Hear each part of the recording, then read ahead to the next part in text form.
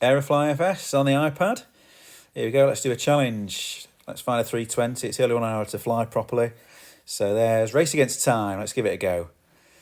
That one will do for us. So fly from San Francisco, Sacramento in shortest time possible. Can you beat 12 minutes 45 from brakes off to full stop on the runway? Probably. Let's give it a go. So you need to ignore all airline SOPs to achieve this. Right. Mansoga, SRS. Let's go. Flight like a cowboy. Here we go. Start moving down the runway.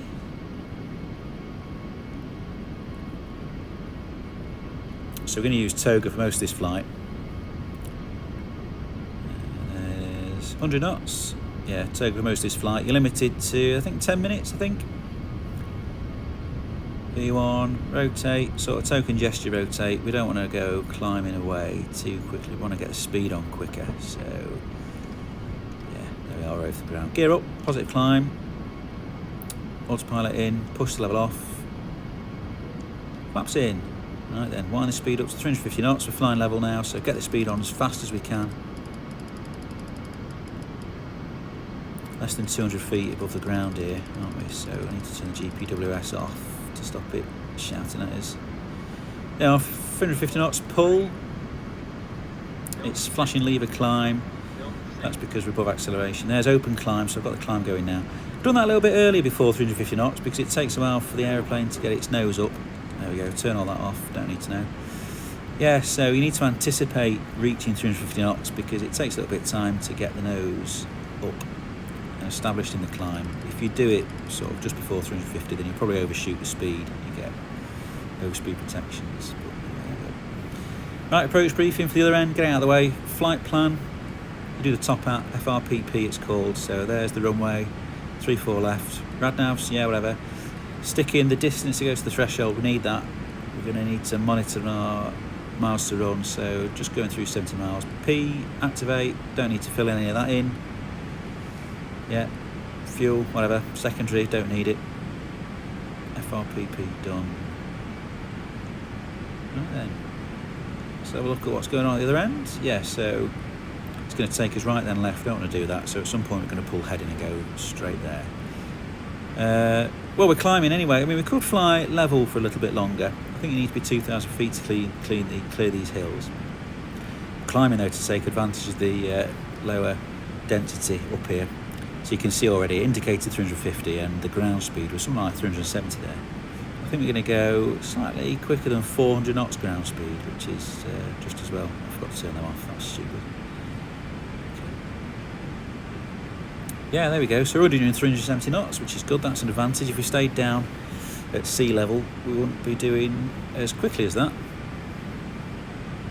Now, I've sussed out that if we begin our descent at 350 knots with full speed breakout, we need about 42 miles to go before the runway. We'll reach about just before 20,000 feet. Normally you times it by 3, so you think you need 60 miles, but actually at that sort of speed, because your drag is so high, because we're going to have the speed breakout, we can do a much steeper descent at 350 knots. Just having a nosy around, checking the cockpit door. Yeah, it's there. It doesn't open on this thing, which is a shame. You could see the cabin then, couldn't you? Yeah, door handle doesn't open, whatever. Nosy around. Don't think any of those work. That headrest should be down actually when you're really flying around, because you can't reach the circuit breakers behind. So the headrest should be down, but it's not. There's the FOC. Where are we? We're just coming up to 120,000 feet. Sorry, 12,000 feet.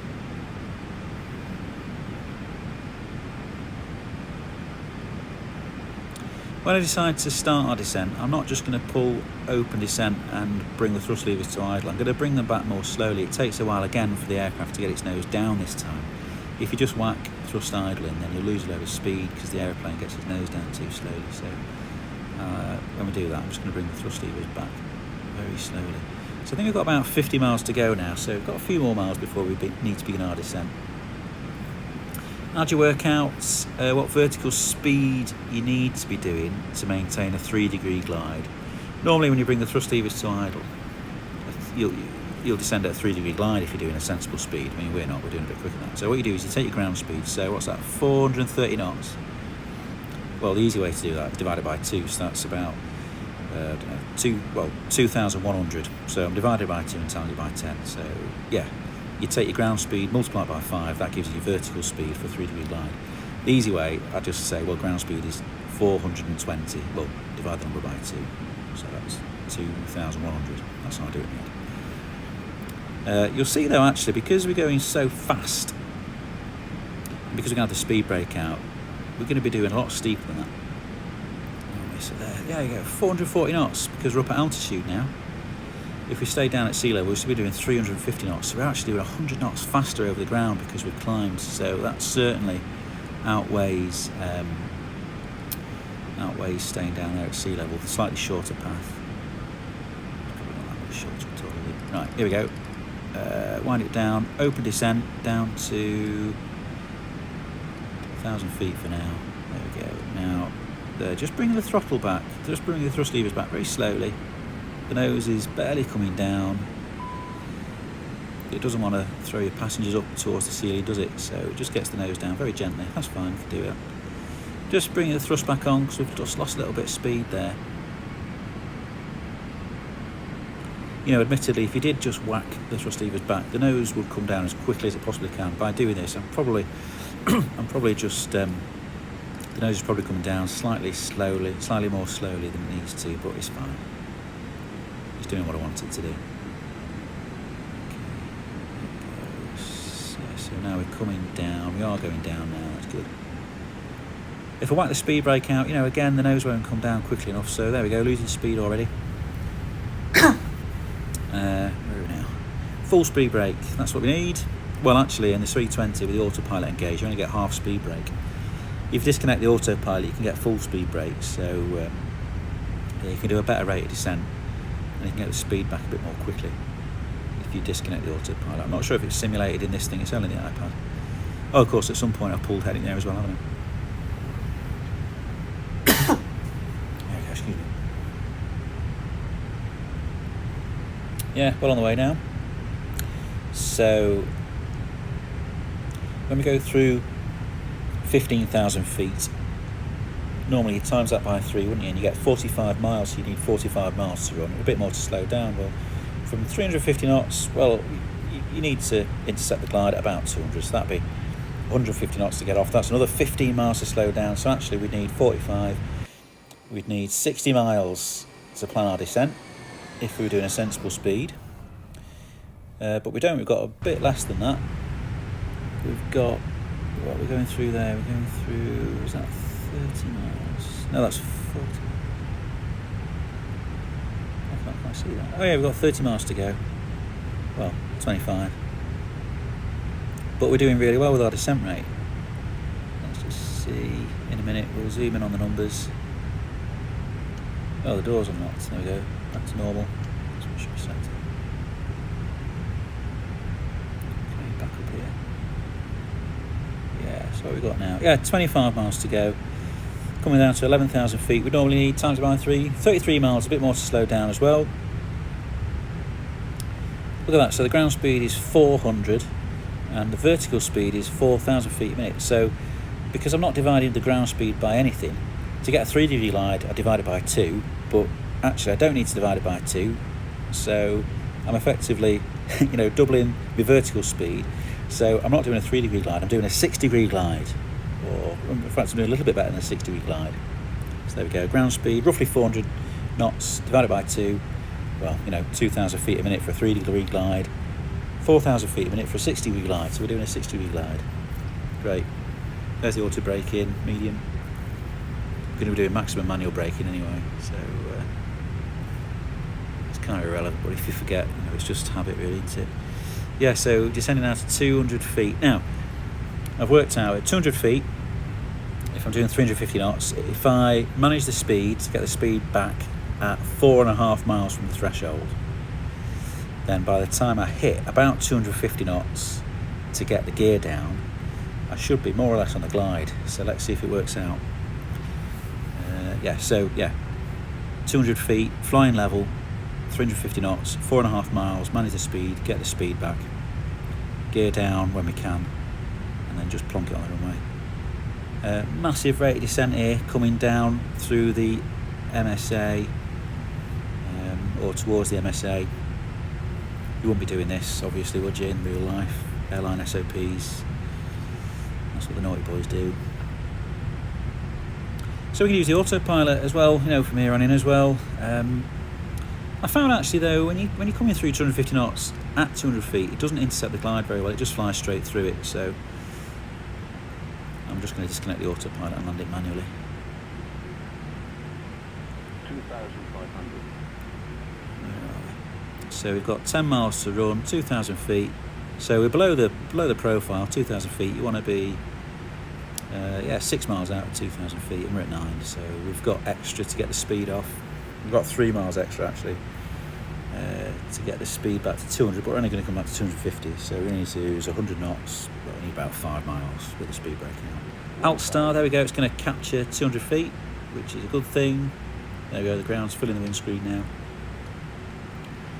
Auto thrust back in, lever climb, because we don't want to slow down below 350 knots.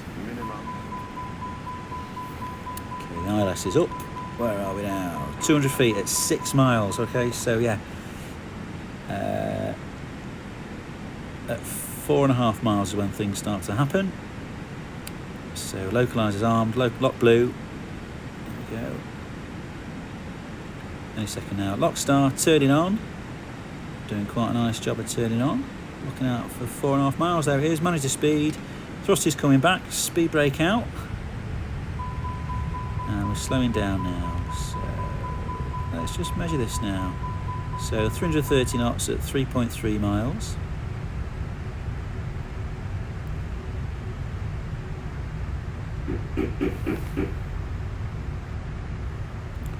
And 2.3 miles, 300 knots. Oh, it's only 30 knots we've lost in a mile. That's not very good, is it? Well, those numbers, maybe they don't apply in the simulator. I'm sure you're applying the real thing though. Yeah. That's 1.3 miles, and that was 280 knots. So that's only 50 knots we've lost there. No. Right there. There's 250. Get the gear down. Boom. There we go. And speed's coming off. Oh, here comes the glide. We've gone through it. Oh no, autopilot's engaged. Right then, just flying it manually now. Stuff the nose down. I could have anticipated that glide a bit better. Coming down 50 knots. Check. It's going down very quickly. 30 feet, and just gently settle it on. Maximum braking. There we go. Speed's coming back. Time wise, doing all right. 12.5 minutes. Stop on the runway, and boom, stop the timer, 12:42. So yeah, we're beaten by 3 seconds. Well done to us, great. Autopilot off ECAM because we disconnected it in the proper way. We should use park brake on, of course. We should use the instinctive push buttons to get the autopilot off, not the FCU up there, which is what I did just because it's on the iPad. Brakes are hot, turn the brake fans on, 400 degrees, that is quite hot, and they're still rising now. Great, there we go. Well, we can watch it from outside now. Thanks for watching, hope you do better than me. Beat you by 3 seconds. Not quite sure how you can improve on that. I suppose if I'd have anticipated the glide, I could have saved a couple of seconds. Don't know really. Here we go. Let's admire it now. Wow, that's an unusual picture, isn't it? 200 feet without the gear down, doing the 350 knots. Cowboy. Here he comes, flying level. This is the view from the tower.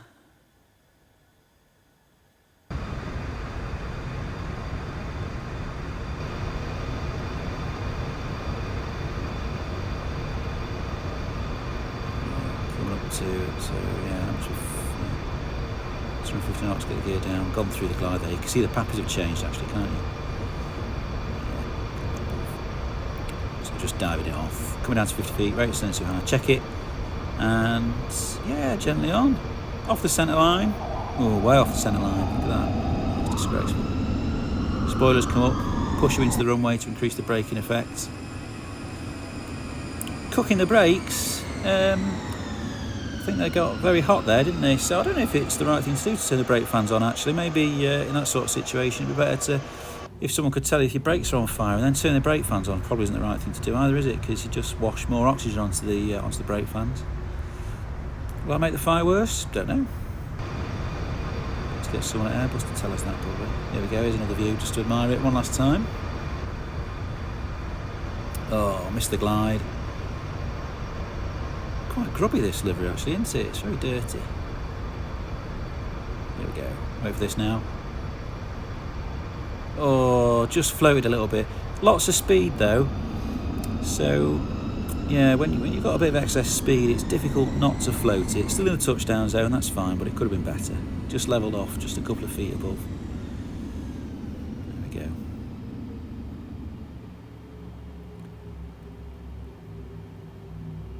Great, coming to a grinding halt. Smashing, yeah, brakes hot. I wonder how hot they did get actually. Oh, they are cooking. Right, hope you enjoyed that. Good luck. If you do any better, let me know.